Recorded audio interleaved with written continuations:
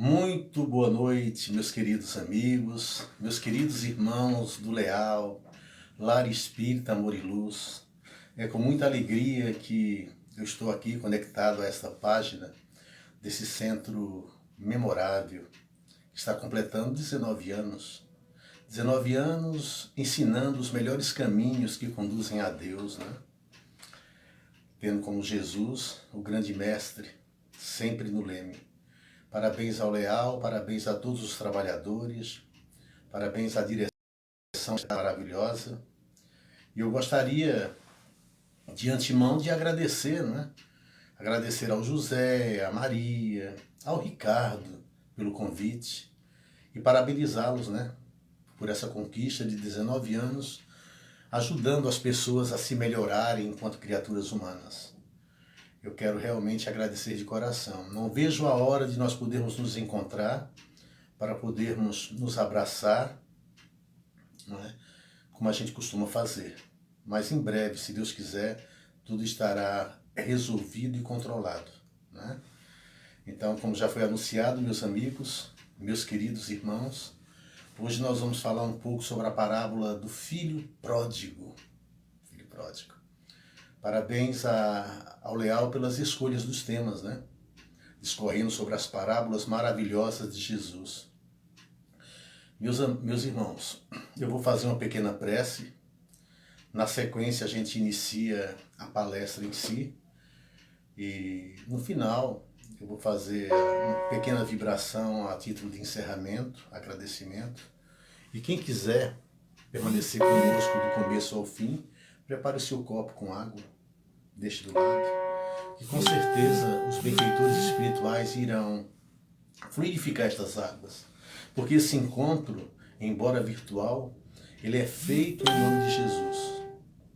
É em nome de Jesus, grande mestre, que estamos reunidos. E quando nos reunimos em seu nome, ele se fará presente sempre, porquanto essa é a sublime promessa de Jesus. Estar presente quando dois ou mais se reunirem com sentimentos sinceros, elevados, em seu nome. Ele ali se fará presente. Muito bem. Vamos cerrar levemente os nossos olhos para entrarmos em comunhão com Deus, para entrarmos na presença de Deus, nosso Pai. Ele que está dentro de cada um de nós. Que possamos nos colocar na sua divina presença, reverenciar seu santo nome,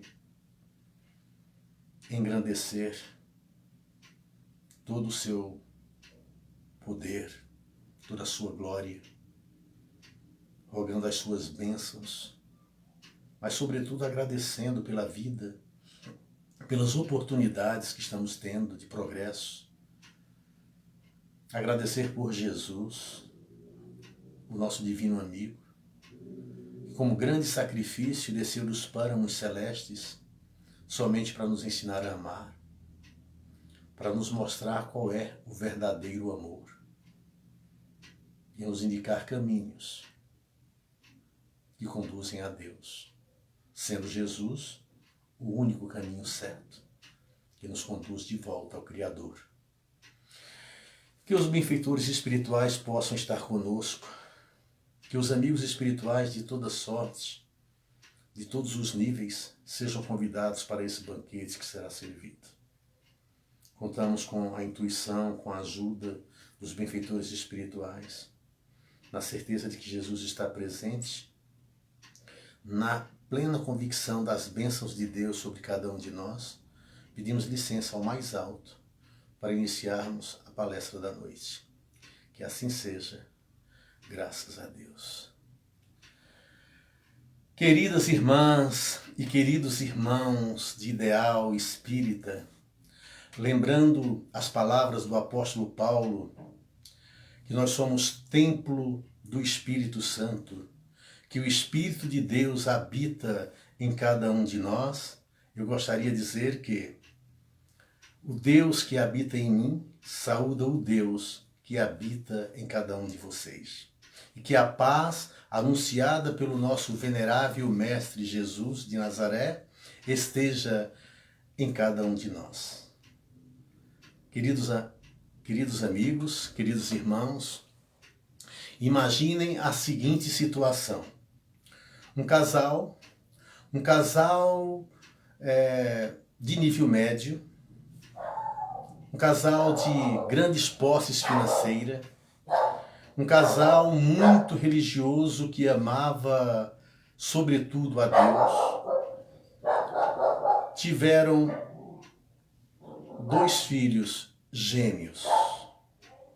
Esses filhos foram criados da mesma forma, tiveram a mesma educação ilibada.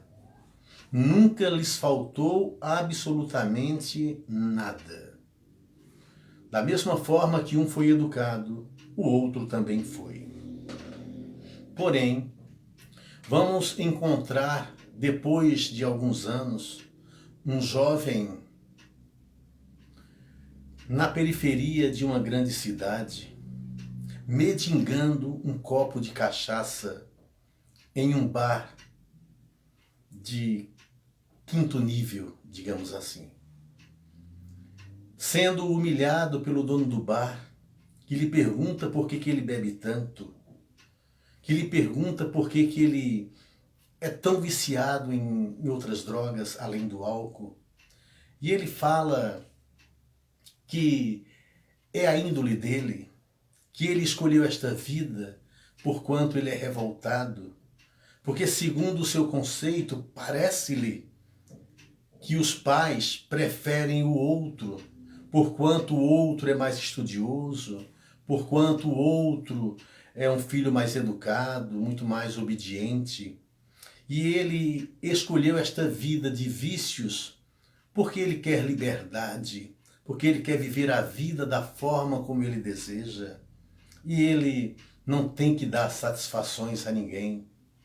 Ele não gosta, ele tem ranço, ele tem rancor pelos pais, que segundo o seu conceito, os pais parecem que dão mais atenção para o outro filho.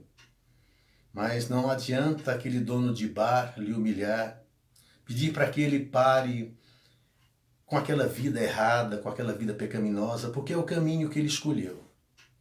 Enquanto ele está sendo humilhado dentro deste bar de 5ª categoria, na periferia de uma grande cidade, no mesmo momento, em outra região da cidade, o jovem, escolhido pela sua turma da faculdade, faz o seu discurso de formatura, defendendo a sua tese e agradecendo a Deus pela vida, pelas oportunidades que teve e que abraçou, e sobretudo agradecendo a Deus pelos pais que teve, e lamentando a ausência do seu irmão, que sempre se afastou dele, não se sabe porquê, que sempre se afastou dos pais de uma forma rebelde, sem se saber porquê.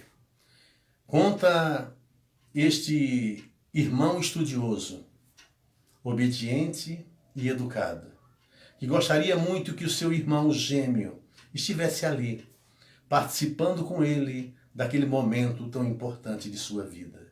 Mas, não obstante, ele não sabe aonde esse irmão se encontra. Sem saber ele, que naquele mesmo momento o irmão está embriagado, intoxicado, em um outro ambiente da cidade.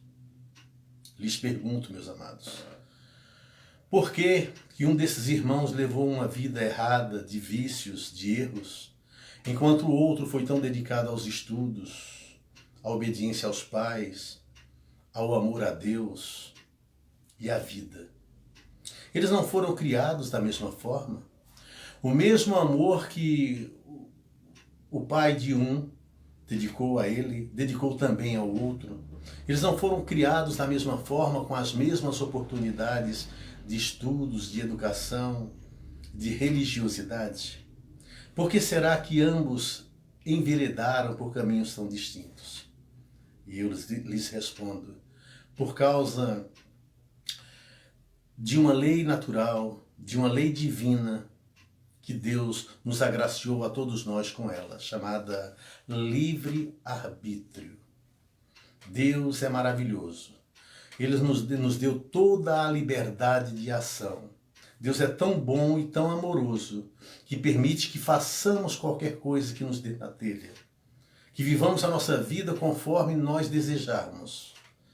Mas Deus é tão justo, é de uma justiça tão absoluta, que tudo que fizermos, iremos responder por aquilo. Com a mesma medida que medirmos, seremos medidos. A semeadura é livre, mas a colheita é obrigatória. Deus é bom porque nos dá liberdade, nos permite fazermos tudo. Mas Deus é justo, porque deixa que colhamos exatamente aquilo que plantamos. Cada um tem a liberdade de plantar o que quiser, o que desejar. Porém, temos que ter a responsabilidade de arcar com as consequências e colher os frutos que cada um de nós plantar durante a vida. Deus é um Pai amoroso, é um Pai bom, que nos criou todo mundo, todos nós da mesma forma, simples e ignorantes, a exemplo dos pais da história, que criou os filhos da mesma forma, dedicando o mesmo amor a ambos. Porém, cada um deles se conduziu por um caminho diferente, de acordo com as suas escolhas, né? Aí Deus não tem nada a ver com isso, Ele nos deu a liberdade para agirmos dessa forma. Mas como foi, quando foi que isto aconteceu? Vamos encontrar as respostas na própria Bíblia, na simbologia do Gênesis, né? Quando Deus plantou no jardim do Éden a árvore da vida. E o que significa a árvore da vida? Do momento em que fomos criados, não se sabe quando, até o momento que chegaremos a Deus. Essa é a estrada da vida, essa é a árvore da vida de cada um. E Deus plantou em determinado ponto do jardim do Éden essa árvore da vida, cujos frutos são os frutos do conhecimento do bem e do mal. Que segundo algumas interpretações equivocadas, Deus proibiu o homem de comer dos frutos do conhecimento do bem e do mal. A tal maçã, né, da criação, o fruto proibido. Só que é uma interpretação equivocada, porque Deus nunca nos proibiu de absolutamente nada. Né? É como se no reino animal, o nosso princípio inteligente, que um dia seria seres inteligentes da criação, eram os princípios inteligentes, né? No reino animal, estagiando em cada espécie, nós vivíamos como se fôssemos num paraíso. Depois que evoluímos em todas as espécies e adentramos no reino hominal, Deus colocou na nossa fronte algo chamado razão. Razão. Ou seja, imprimiu na nossa fronte o conhecimento do bem e do mal. E a partir daquele instante Deus disse: por teres comido da árvore do conhecimento, do fruto do conhecimento do bem e do mal, morrerás. Ganharás o teu pão com o suor do teu rosto. E a mulher: darás à luz com dores. Ora, por quê? Porque antes, meus amados, quando estagiávamos no reino animal, não tínhamos consciência de nada. Para os animais, a morte não existe, porque eles não têm consciência da vida e da morte. Por isso que quando adentramos no reino hominal, tendo agora conhecimento da morte, morreremos. Por isso que ele disse: morrerão, por terem comido da árvore do conhecimento do bem e do mal. Porque a partir daí, nós vamos ter consciência da morte, da existência, do nascimento e da morte. Os animais não têm essa consciência. Né? A mulher dará à luz com dor, porque no reino animal, os animais passam por certos desconfortos sem saber o que está acontecendo e não tem consciência do que está acontecendo, não sofre muito nos partos. A mulher não. Agora, com a razão imprimida na sua fronte, ela tem conhecimento do bem e do mal e do sentimento de dor, de sensações, coisas que os animais não têm. Comerás agora com o suor do teu rosto. Claro, os animais não têm responsabilidade de nada. E o homem, inserido agora nas leis de Deus, na lei do trabalho, ele precisa realmente trabalhar para o seu próprio progresso e o progresso da região, do país, do mundo em que ele vive. Né? Então Deus nos deu toda a liberdade a partir do momento que somos dotados de razão. Né? Somos dotados de razão, sabemos do bem e do mal, temos conhecimento do bem e do mal. Não existe um homem, por mais simples que ele seja, que ele não saiba o que é certo e o que é errado. Todo homem sabe o que é certo e o que é errado. Porque as leis de Deus estão escritas na nossa consciência. Mesmo tendo pouco conhecimento e pouco discernimento dessa lei, enquanto éramos muito mais ignorantes, na medida que vamos avançando e evoluindo, vamos tendo mais percepção desta lei. Vamos tendo mais acesso a essa lei do que é certo e do que é errado. Todo homem sabe o que é certo e o que é errado. Por isso que ele vai agora responder pelos seus atos. Você é livre. Você tem direito a fazer o que você quiser. Só que você vai colher exatamente aquilo que você plantar. Você pode plantar o que você quiser, mas você vai colher. Paulo, lá em Gálatas, capítulo 6, versículo 7, ele fala: não vos enganeis, de Deus não se zomba, pois aquilo que o homem semear, isto mesmo ele haverá de colher. Tudo, tudo. E Deus nunca nos deixou à mercê de nós mesmos, por causa da nossa pequenez, porque fazemos parte de um planeta ainda de provas e de expiações, um planeta que é o segundo na categoria dos mundos. Saímos do primitivismo, não somos mais um planeta primitivo, estamos no planeta de provas e expiações que já está terminando esses ciclos e estamos adentrando num ciclo melhor, que é o ciclo de planeta de regeneração. Mas Deus nunca deixou o homem à mercê de si mesmo. Ele sempre mandou avatares, mensageiros, para nos lembrar de suas leis. As leis de Deus estão imprimidas na nossa consciência, claro. Mas Deus sempre mandou espíritos mais superiores para sempre nos conduzir, nos lembrar dessas leis, nos encaminhar no caminho do bem. Porque, segundo Miqueias, Deus não quer que nenhum dos seus filhos se perca, mas que se converta e viva. Deus não quer a morte de ninguém, nem mesmo a morte do ímpio. Deus não quer. Por isso que ele sempre mandou avatares para nos ensinar o caminho, né? Para nos ensinar o modo mais fácil de viver sem sofrimento. E o maior deles, claro, foi Jesus de Nazaré, o nosso governador planetário, que como prova é incomensurável de amor, não precisava, mas ele veio em missão. Depois de ter nos enviado tantos, veio ele próprio para nos ensinar como devemos viver. E Jesus, segundo a doutrina espírita, é o modelo. É o modelo. Embora seja um modelo perfeito e estamos muito distantes da sua perfeição, enquanto espírito puro que ele já é, mas um dia chegaremos lá. Temos ele como objetivo. Embora seja difícil praticar o que Jesus sempre praticou, devido à sua pureza espiritual e à nossa tamanha imperfeição, mas nós devemos ter Jesus como meta, como ideal, perfeito, e nos dispor a caminhar naquela direção. Então Jesus mandou muitos avatares, muitos espíritos mais iluminados nos ensinar o caminho. Depois ele mesmo veio, conforme as profecias antigas vinham anunciando que ele viria. E alguns dos profetas antigos até dando detalhes de como seria a vinda de Jesus. Detalhes que se cumpriram, obedecendo assim às profecias sagradas da antiguidade. E Jesus veio para os doentes.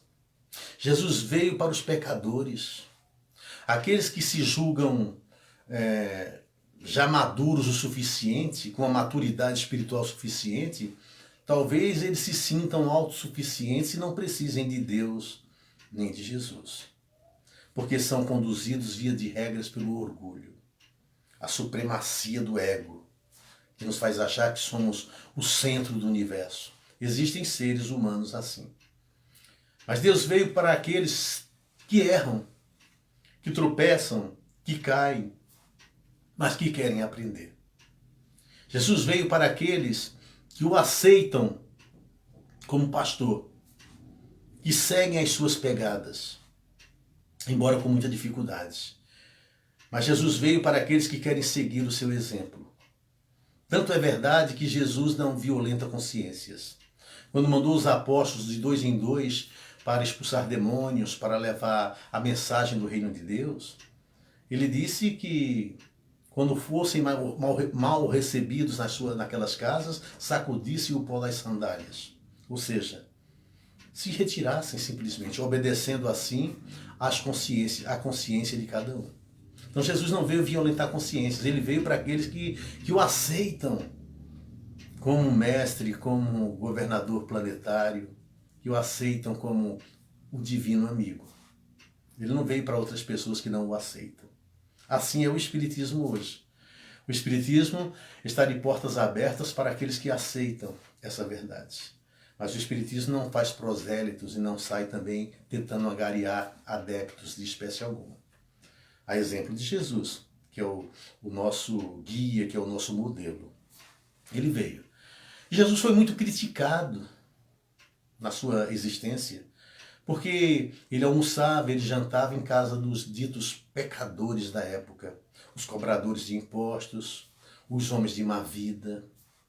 Era com esses que Jesus se relacionava mais, né? Conta-se que certa feita lá em Lucas capítulo 15, Jesus estava na casa de um dos fariseus e as pessoas estavam ali aglomeradas para escutá-lo, né? Depois ele sai dali, uma multidão o segue. Uma multidão o segue e, de repente, alguns fariseus que observam aquilo percebem que homens de má vida, cobradores de impostos, publicanos, seguem Jesus e Jesus dá muita atenção para eles.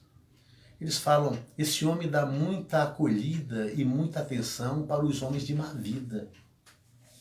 Jesus então se volta e conta a parábola da ovelha perdida.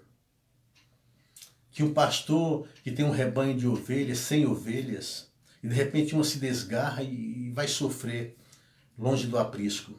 Ele deixa aquelas 99 e vai procurar aquela que se desgarrou. A encontra ferida, machucada, a põe nos ombros e traz de volta para o aprisco. O bom pastor faz isso. Aí Jesus termina a parábola da ovelha perdida dizendo que há mais alegrias no céu para um pecador que se arrepende do que para 99 justos que não precisam de arrependimento. Conta na sequência uma parábola sobre a dracma perdida. Uma mulher tem 10 moedas e perde uma dracma. Ela então começa a procurar, acende uma lâmpada e começa a procurar a moeda perdida. E coloca todos os seus esforços no objetivo de achar aquela moeda. E quando a encontra, fica feliz, convida suas amigas e fala, alegrem-se, porque eu encontrei a minha moeda. Então Jesus termina essa parábola também dizendo que existe muita, mas muita alegria no céu para um pecador que foi encontrado, para um pecador que foi convertido. Há muito mais alegrias no céu, na espiritualidade, do que para muitos que dizem que não precisa de conversão, porque já estão no caminho certo. Aí na mesma sequência, Jesus conta a parábola do filho pródigo. Filho pródigo. O que significa a palavra pródigo? Esbanjador, né? Dissipador, gastador. Esse é o significado da palavra pródigo. Alguns exegetas ou tradutores da Bíblia escreveram filho pródigo, aquele que gasta, o esbanjador. Mas tem outros tradutores que escreveram o filho perdido.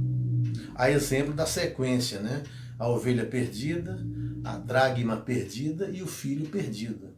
Porque existe muita semelhança nessas parábolas. Tem tradutores que escreveram também a ovelha reencontrada, a dracma reencontrada e o filho reencontrado.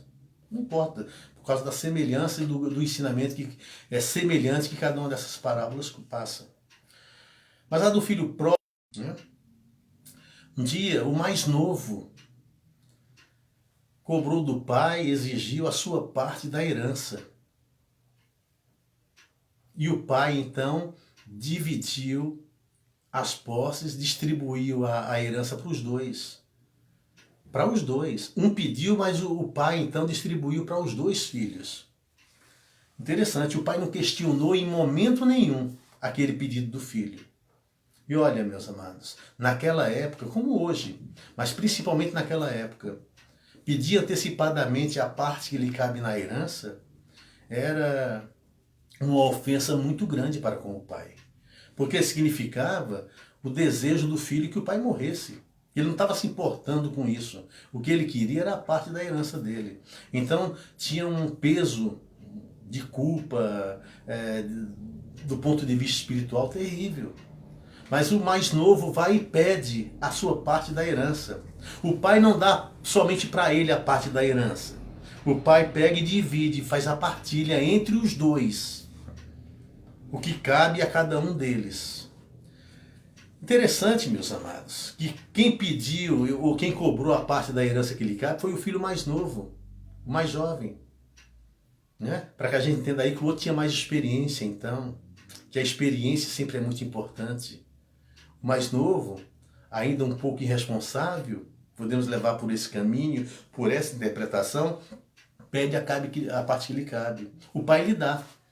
E depois de alguns dias, ele sai pelo mundo a esbanjar, por isso o filho pródigo, toda a fortuna que lhe cabia, toda a parte da sua fortuna, ele sai a gastar pelo mundo, com mulheres, com jogos, enfim, da forma como lhe comprazia.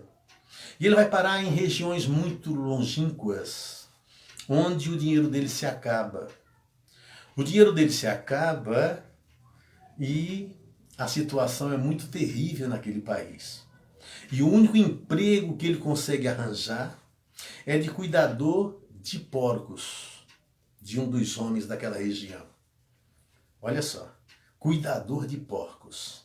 Para os judeus da época, porco é um animal muito involuído, né? Significa muito imperfeito, de baixíssimo teor vibracional.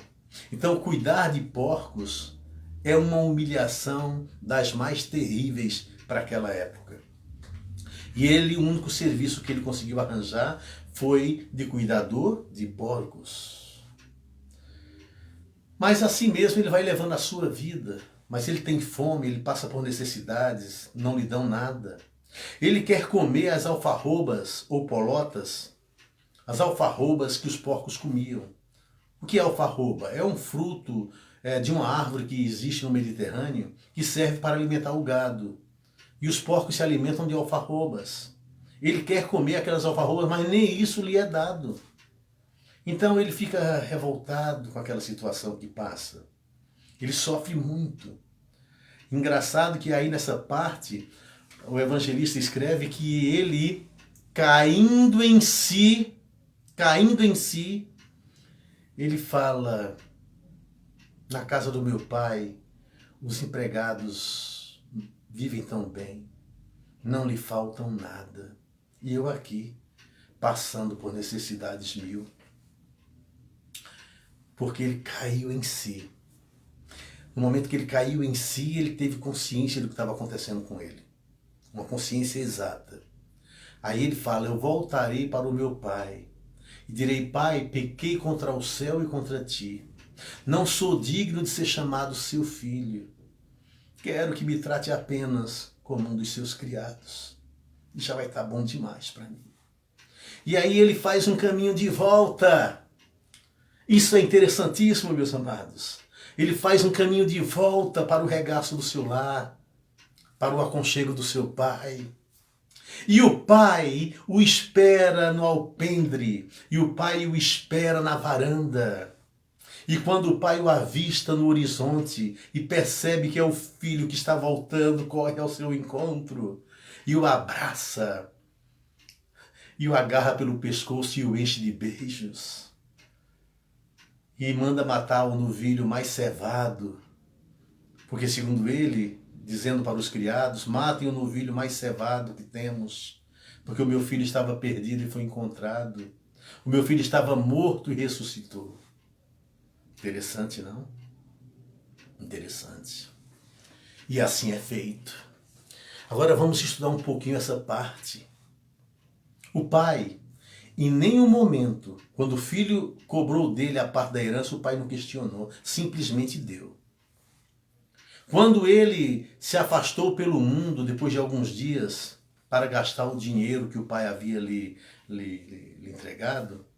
entregue, o pai em nenhum momento da parábola tentou convencê-lo do contrário.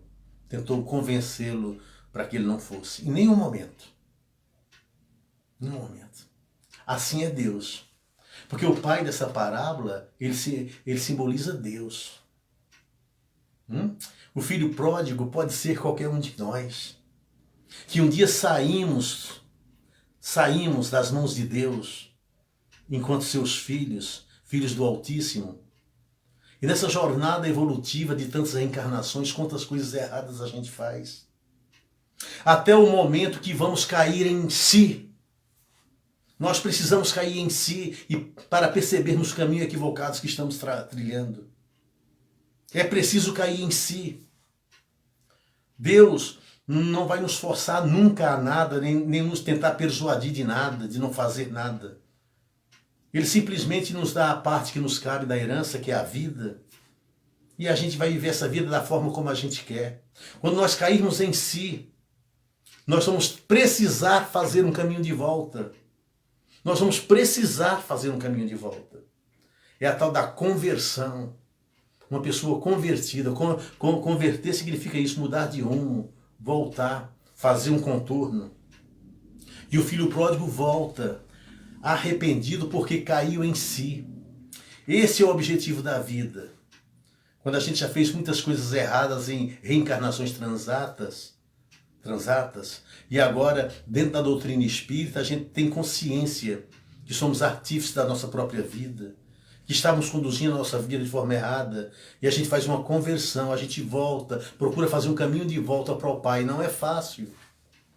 Não é fácil depois de tantas eras, de tantas reencarnações, de tantos erros.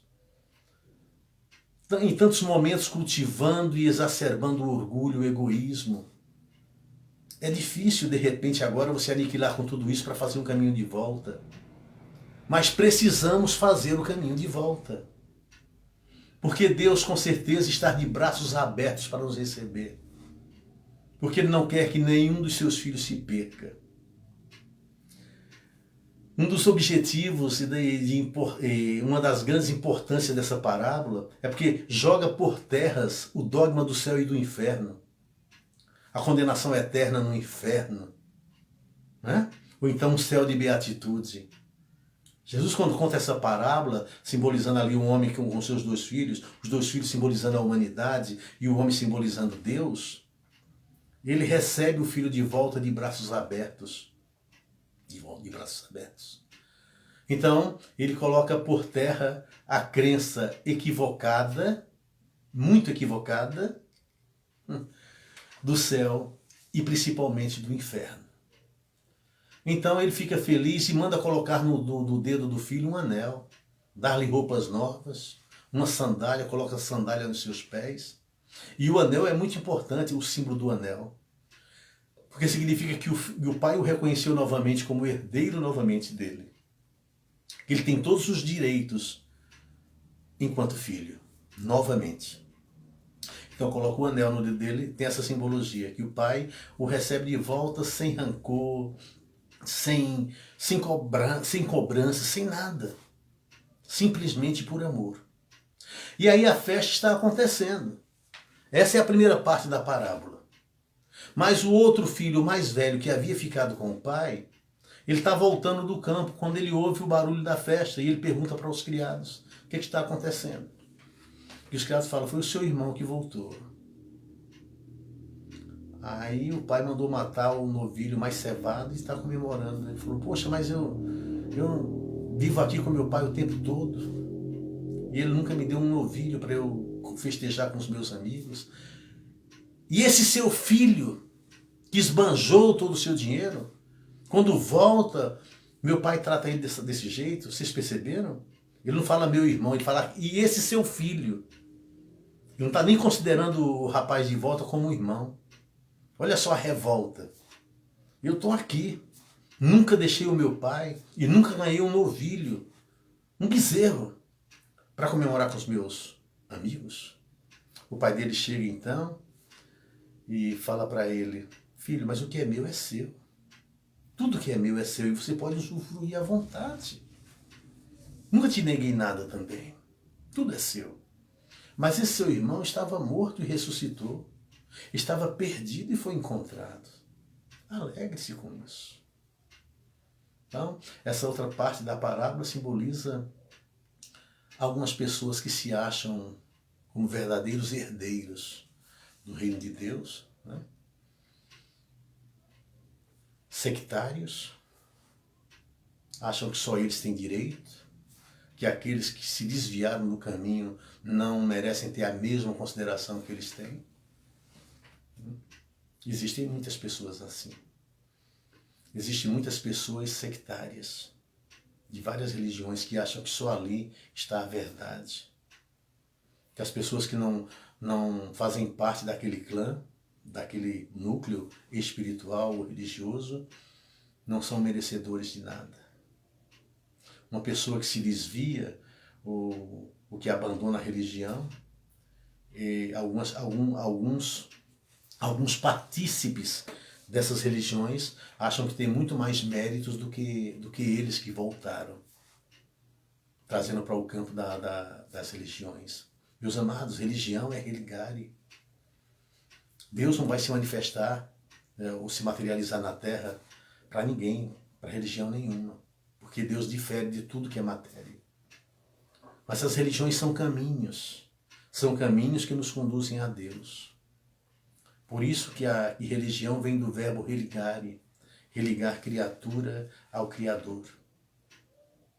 Religião vem assim, do verbo religare, religar criatura ao Criador. Então, nós devemos participar das religiões com muito gosto, com muito interesse, com muito amor. E quando alguns dos nossos confrades se afastam, fazemos de tudo para que ele volte. E quando ele voltar, nos alegremos com o seu retorno. Porque não somos privilegiados de nada. Porque os mesmos direitos que um tem, o outro tem. Como Jesus disse nas parábolas anteriores, há mais alegrias no céu para um pecador que se converte do que para 99 que não precisam de conversão. Então há muita alegria no céu. Por isso a festa que o Pai mandou promover por causa do retorno do Filho. Né?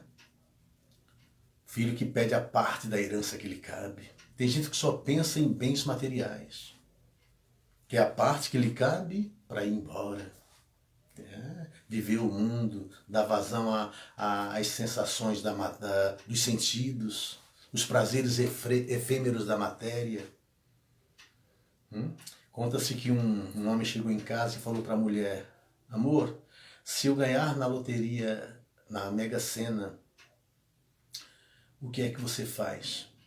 Ela disse, eu pego a parte que me cabe e caio no mundo. Que me cabe e caio no mundo. Ele disse, pois eu ganhei. Eu ganhei no terno. Olha, deu 15 reais. Pega a parte que te cabe e cai no mundo. Não é? Tem gente que é assim. Tem gente que só pensa em bens materiais, esquecendo-se do principal, que são os valores espirituais. Buscai o reino de Deus e sua justiça. As demais coisas virão como acréscimo. Esse foi o grande mandamento. O nosso erro é que a gente busca primeiro as coisas do mundo. As coisas de Deus a gente deixa para depois. Quando tiver tempo, se tiver tempo. fazemos a coisa ao inverso do que Jesus recomendou. Mas é o reino de Deus e sua justiça, as demais coisas virão como acréscimo.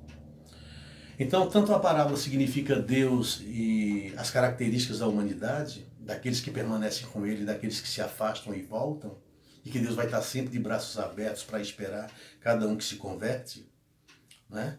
E aqueles que permaneceram com Deus têm que se alegrar com o retorno do irmão que voltou, mas também serve para as religiões, como se o pai da parábola fosse qualquer uma das religiões que nos conduzem a Deus.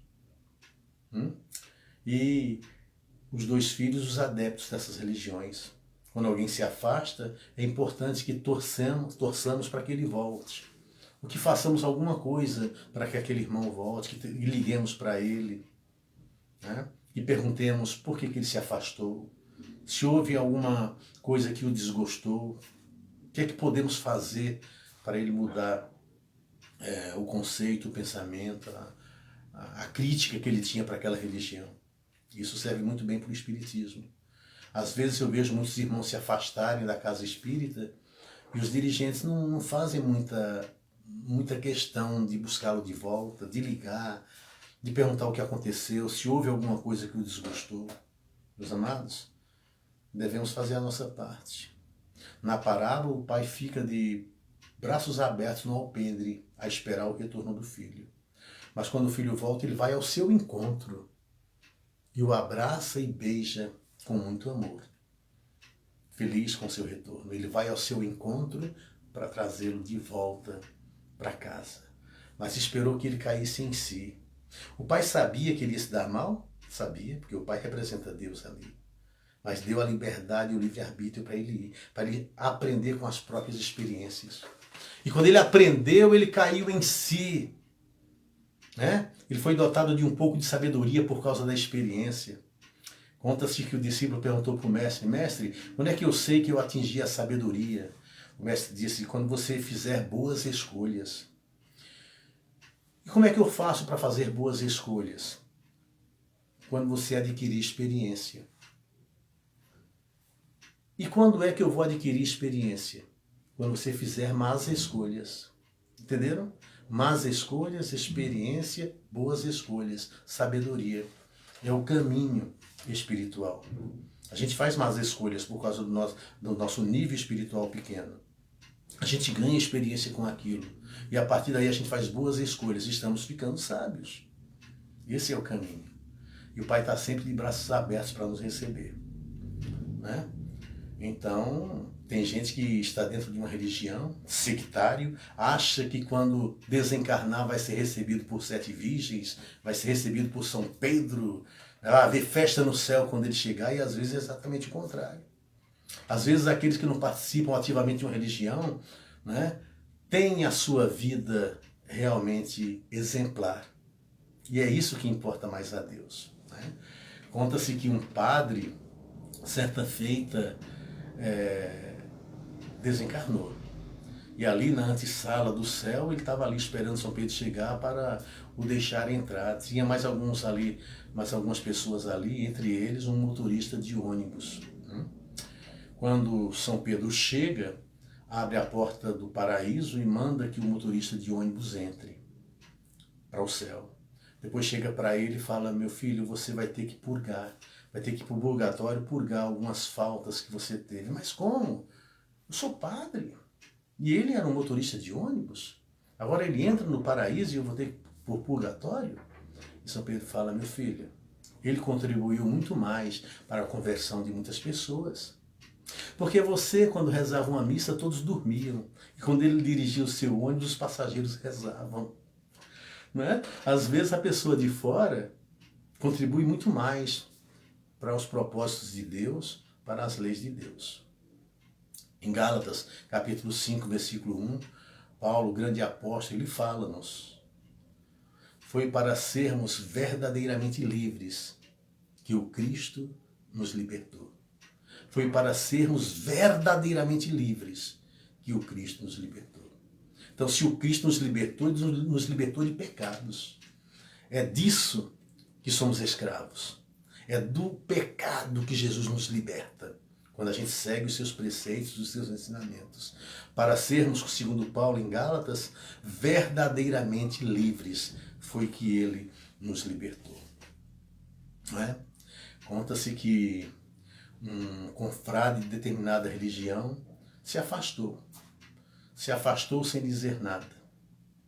E aí o líder daquela religião foi até a casa dele, depois de alguns dias que ele estava afastado. Era uma tarde muito fria, caía muita neve, e ele entrou. Aquele afastado, aquele recém-afastado da religião, estava diante da lareira. Então o líder daquela religião entrou, sem se cumprimentarem quase. O líder então pega lá na lenha da lareira, um daqueles tições, em brasa. Pega, se afasta um pouco, coloca no mármore da janela aquele tição. Em alguns momentos, em alguns minutos, aquele tição, longe dos outros, ele se apaga. Então, aquele que havia se afastado entende a mensagem nas entrelinhas. Entendi, mestre, ele fala para o líder da religião. Eu entendi a sua mensagem. Fora, a gente pode se apagar com facilidade, mas juntos, aquecendo-nos mutuamente, a nossa brasa vai ficar cada vez mais incandescente. Amanhã mesmo eu voltarei para a minha religião. Meus amados, que os ventos da prosperidade sempre assoprem suas costas, te impulsionando avante. Que o sol da felicidade sempre brilhe em seu rosto e ilumine seus passos, levando luz e alegria de viver a sua vida, às vezes difícil.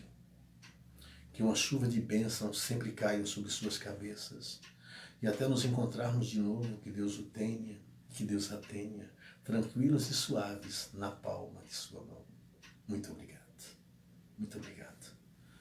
Vamos então agora fazer as nossas vibrações e agradecimentos.